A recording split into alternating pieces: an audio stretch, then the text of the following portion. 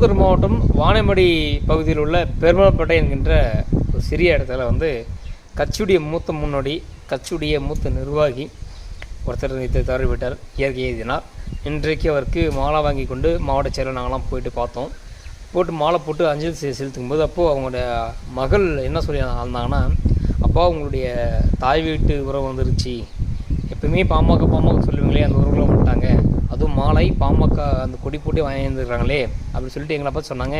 அப்பா இறப்பதற்கு 2 நாளைக்கு முன்னாடி கூட சப்போஸ் நான் இறந்தேன்னா என் ஃபோட்டோ வந்து நீங்கள் கட்சி துண்டோடு இருக்கணும், கட்சி கொடியோடு இருக்கணும், அந்த மாதிரி தான் நீங்கள் வந்து ஃபோட்டோ போடணும் அப்படின்னு சொல்லிட்டு இறந்தாருன்னு சொல்லி அந்த அம்மா ஆளும்போது மனசுக்கெல்லாம் நமக்கு ரொம்ப பேஜராகி போச்சு.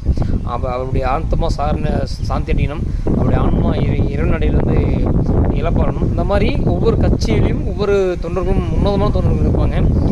உண்மையாகவே இந்த பாமக பெரிய ஒரு நன்மை செஞ்சுருக்கு. இந்த பாமகக்கு நம்ம தொண்டர்கள் கிடைச்சது பெரிய விஷயம்.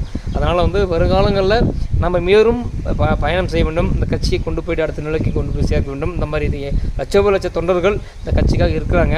அதனால் அண்ணனுக்கு நம்ம ஒரு மரியாதை செலுத்திட்டு அவருடைய ஆன்மா இறைவனை சேரணும் என்று வேண்டிக்கிட்டு தொடர்ந்து பயணிகள் நம்ம சொந்தங்களாக